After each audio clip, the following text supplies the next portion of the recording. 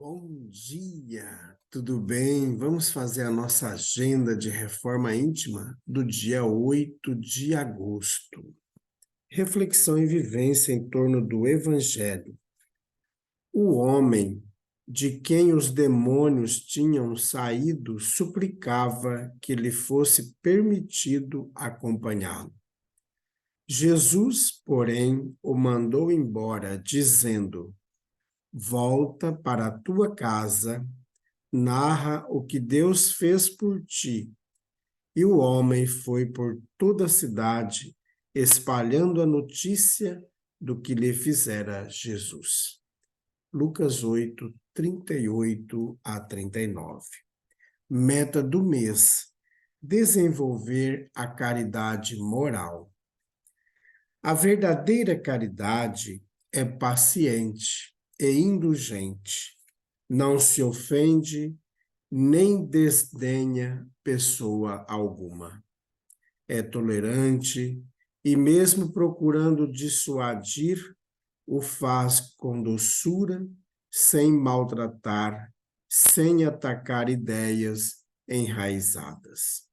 Leon Denis, no livro Depois da Morte.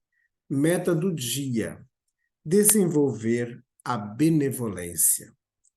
Não comentar os defeitos do próximo, evitando a censura e a maledicência. Sugestão para a sua prece diária: prece ao anjo da guarda, rogando estímulo à prática da indulgência. Elevemos os nossos pensamentos, os nossos sentimentos a Jesus.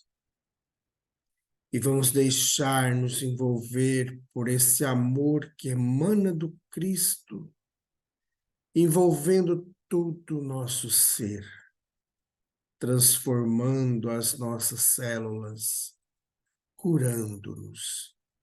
Amado Mestre Jesus, que a cada dia consigamos desvencilhar-nos do egoísmo, do orgulho, para que a fraternidade, o amor e a caridade seja conosco. Graças a Deus. Que Deus seja louvado.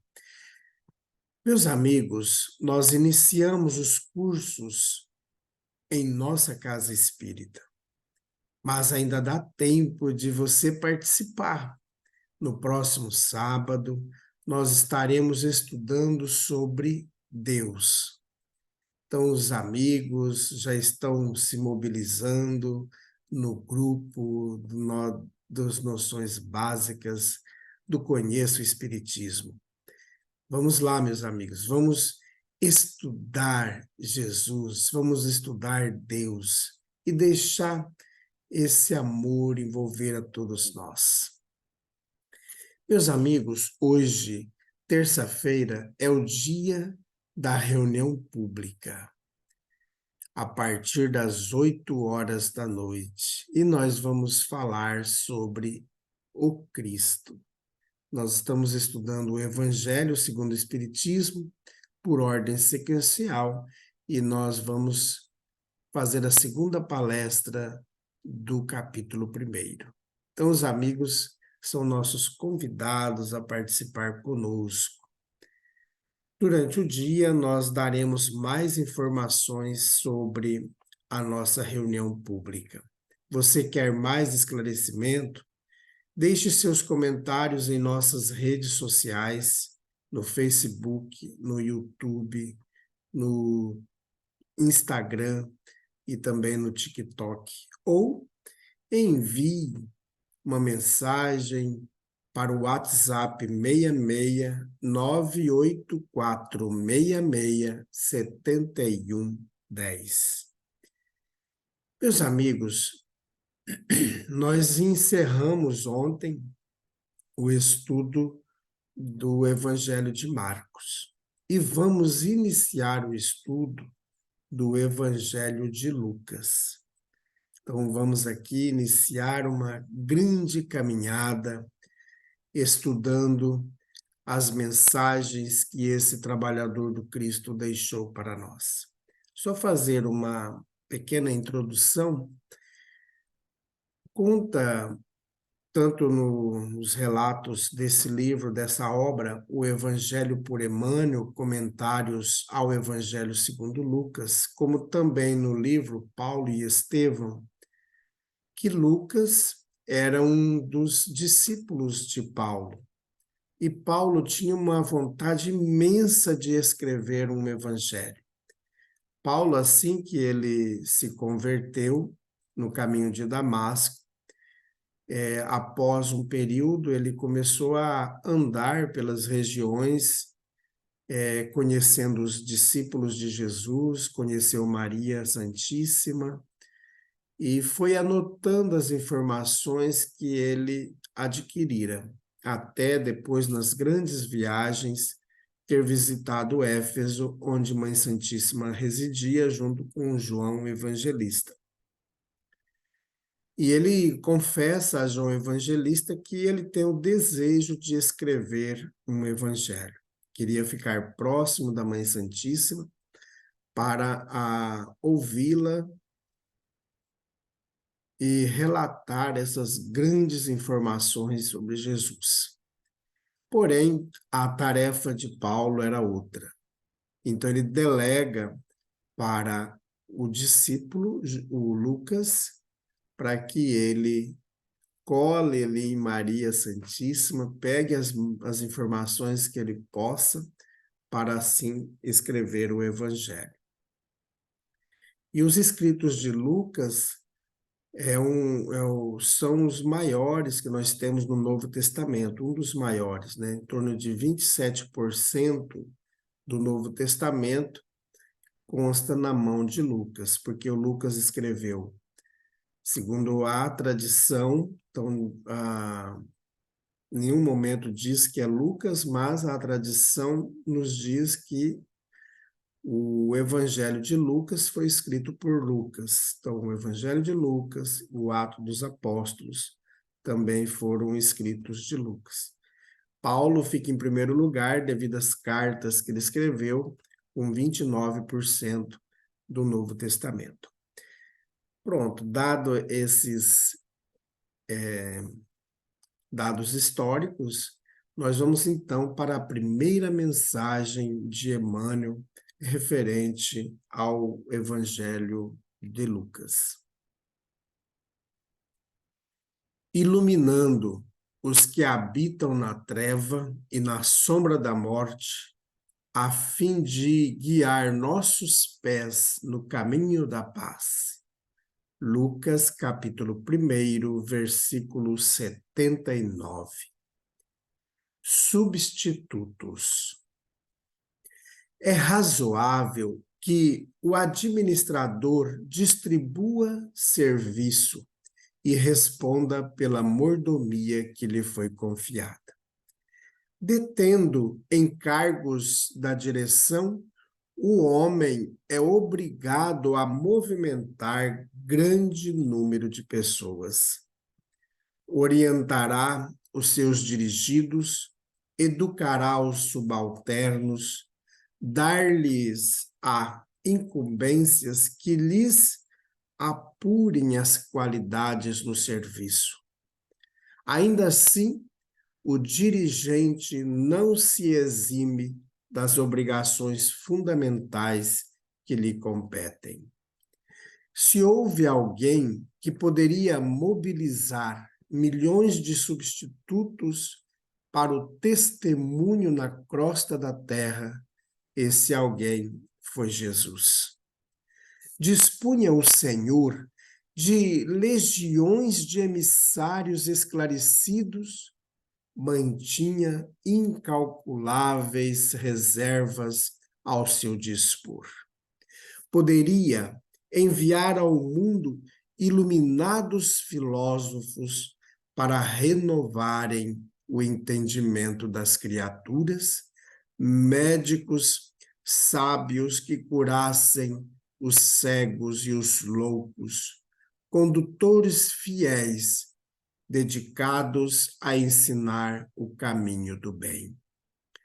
Em verdade, desde os primórdios da organização humana, mobiliza o Senhor a multidão de seus cooperadores diretos a nosso favor, mesmo porque suas mãos divinas enfeixam o poder administrativo da terra.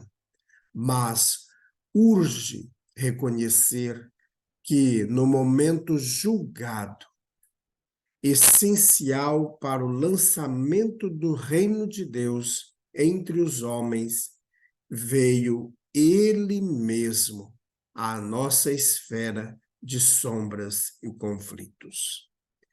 Não enviou substitutos ou representantes. Assumiu a responsabilidade de seus ensinamentos e sozinho suportou a incompreensão e a cruz. Inspiremo-nos no Cristo e atendamos pessoalmente ao dever que a vida nos confere. Perante o Supremo Senhor, todos temos serviço intransferível. Comunicação de Emmanuel, publicada na obra Vinha de Luz, da editora FEB, capítulo 85. Meus amigos, é muito interessante essa mensagem de Emmanuel, abrindo para nós o Evangelho de Lucas. Jesus não me enviou substitutos. É claro que, desde Abraão, com Moisés, ele vem dando pistas do seu Evangelho. E aí ele envia Moisés, envia os juízes, envia os profetas, e todos esses irmãos vieram a anunciar a vinda do Messias. Como nós somos seres difíceis, precisou ele mesmo vir pegar-nos pelas mãos para a condução do Evangelho. Como diz lá no primeiro capítulo do Evangelho segundo o Espiritismo, Jesus não veio destruir a lei, ele veio fazer a lei ser cumprida. Então foi essa a grande missão de Jesus, cumprir a lei. E ele veio mostrar para nós, pegando-nos pelas mãos, que é preciso viver o Evangelho. É preciso modificação. É preciso amar. É preciso servir. E se eu estava bem mais cedo hoje, preparando a reunião pública desta noite, e ao estudar sobre Jesus, nós vamos vendo que a vida dele toda foi entre as pessoas. Ele sempre estava caminhando. A gente não vê Jesus parado. E esse é o compromisso que ele nos chama, que ele nos convida para a grande tarefa redentora das nossas almas. Por isso que ele veio pessoalmente trazendo para nós o Evangelho, a boa notícia. Humberto de Campos diz para nós no livro Boa Nova que antes de Jesus vir, tudo foi melhorando. A natureza começou a dar sinais de vigor. E quando a gente estuda o livro Maria de Nazaré, nós vamos ver também nesse livro que a região de Nazaré tinha as melhores plantações, parece que a terra estava adubada. E quando Humberto de Campos fala do século da Boa Nova, que foi quando foi o advento de Jesus, também as guerras diminuíram, a paz foi acontecendo. Por quê? O Espírito puro das paragens celestes estava entre nós. Então, Jesus vem preparando a sua vinda desde muito tempo para estar conosco, para nos ensinar, porque Ele é o governador da terra e Ele acolhe com tanto carinho essa multidão de espíritos que são os desgarrados filhos de Eva, que aqui se encontram nesse vale de expiação e provas. Então, meus amigos, busquemos fortalecer a nossa fé a todo instante no Evangelho do Cristo. Tem dúvida? Pega o Evangelho, dá uma lidinha, faz uma prece, que tudo se esclarecerá. Jesus está conosco todos os dias. Então vamos fazer prece? Graças a Deus. Bondoso Jesus, nós agradecemos por estar conosco, por ter enviado pessoas tão maravilhosas para fazer relembrar em nós as leis divinas. Amado Mestre Jesus, queremos nesse instante colocar em tuas mãos todos aqueles irmãos que nos dias de hoje e de ontem comemoram o seu renascimento na terra. Fica conosco, Jesus. Graças a Deus, que Deus seja louvado. Meus amigos, tenhamos um bom dia, fiquemos em paz e que Deus nos abençoe a todos.